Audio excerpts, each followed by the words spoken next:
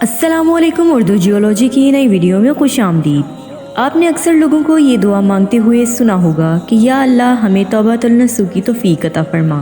ہم بچپن میں پڑھتے تھے کہ ہر محاورے کے پیچھے ایک کہانی ہوتی ہے، اور ہمارے ٹیچرز نے ہمیں بہت سارے محاوروں کے پیچھے چھپی کہانیاں سنائی بھی تھی، جیسے گھوڑے بیچ کے سونا، آم کے آم گٹھلیوں کے دام، وغیرہ وغیرہ۔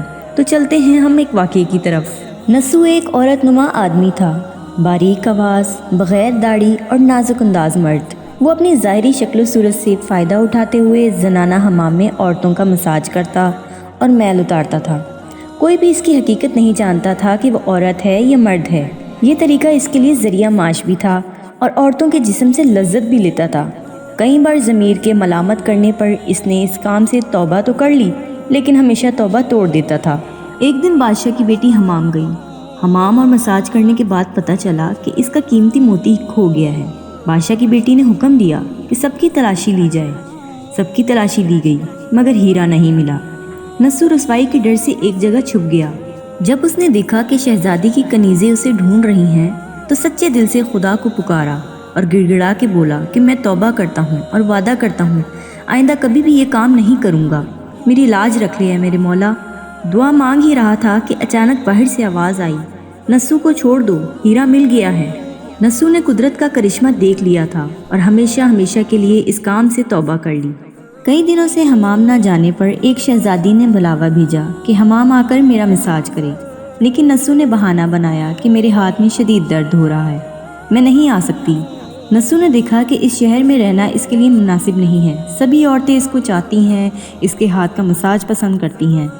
جتنا بھی غلط طریقے سے مال کمایا تھا نصوح نے سب غریبوں میں بانٹ دیا اور شہر سے نکل کر کئی میل دور ایک پہاڑی پر ڈیرا ڈال کر اللہ کی عبادت میں مشغول ہو گیا۔ ایک دن اس کی نظر ایک بھینس پر پڑی۔ اس نے سوچا کہ یہ کسی چرواہے سے بھاگ کر یہاں آ گئی ہے۔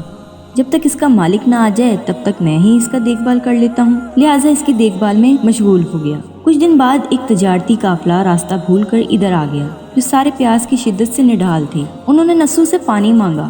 نصوح نے سب کو بھینس کا دودھ پلایا اور سب کو سیراب کر دیا۔ قافلے والوں نے نصوح سے شہر جانے کا راستہ پوچھا۔ نصوح نے ان کو آسان اور نزدیکی راستہ دکھایا۔ نصوح کے اخلاق سے متاثر ہو کر تاجروں نے جاتے ہوئے اسے بہت سارا مال بطور تحفہ دیا۔ نصوح نے ان پیسوں سے وہاں کنواں کھدوا دیا۔ آہستہ آہستہ وہاں لوگ بسنے لگے، عمارتیں بننے لگی۔ وہاں کے لوگ نصوح کو بڑی عزت دیتے اور احترام کی نگاہ سے دیکھتے تھے۔ رفتہ رفتہ نصوح کی نیکی کے چرچے بادشاہ تک جا پہنچے۔ بادشاہ کے دل میں نصوح سے ملنے کا اشتیاق پیدا ہوا۔ اس نے نصوح کو پیغام بھیجا کہ بادشاہ آپ سے ملنا چاہتے ہیں، مہربانی کر کے دربار تشریف لے آئیں۔ جب نصوح کو بادشاہ کا پیغام ملا اس نے ملنے سے انکار کر دیا اور معذرت کی کہ مجھے بہت سارے کام ہیں، میں نہیں آ سکتا۔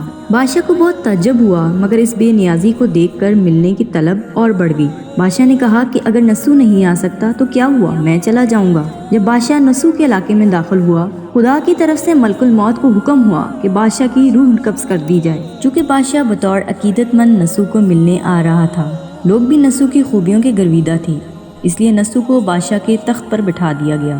نصوح نے اپنے ملک میں عدل اور انصاف کا نظام قائم کیا۔ وہی شہزادی جسے عورت کا بھیس بدل کر ہاتھ لگاتے ہوئے ڈرتا تھا، اس شہزادی نے نصوح سے شادی کر لی۔ ایک دن نصوح دربار میں بیٹھا۔ میں ایک شخص دربار میں آیا اور کہنے لگا، میری بھینس گم ہو گئی تھی، بہت ڈھونڈا مگر نہیں ملی، برائے مہربانی میری مدد فرمائیں۔ نصوح نے کہا کہ تمہاری بھینس میرے پاس ہے، آج جو کچھ میرے پاس ہے وہ تمہاری بھینس کی وجہ سے ہے۔ نصوح نے حکم دیا کہ اس کے سارے مال اور دولت کا آدھا حصہ بھینس کے مالک کو دے دیا جائے۔ وہ شخص بولا، خدا کے حکم سے کہنے لگا ہوں، اے نصوح جان لو، نہ میں انسان ہوں نہ میں جانور ہوں اور نہ ہی وہ ایک بھینس تھی، بلکہ ہم دو فرشتے ہیں، تمہارے امتحان لینے کے لیے آئے تھے۔ یہ سارا مال اور دولت تمہارے سچے دل سے توبہ کرنے کا نتیجہ ہے، یہ سب کچھ تمہیں مبارک ہو۔ وہ دونوں فرشتے نظروں سے غائب ہو گئے۔ اسی وجہ سے سچے دل سے توبہ کرنے کو توبۃ النصوح کہتے ہیں۔ اور آپ کو یہاں بتاتے چلیں، تاریخ کی کتب میں نصوح کو بنی اسرائیل کے ایک بڑے عابد کی حیثیت سے لکھا گیا ہے۔ اردو جیولوجی کو سبسکرائب کرنا مت بھولیے گا۔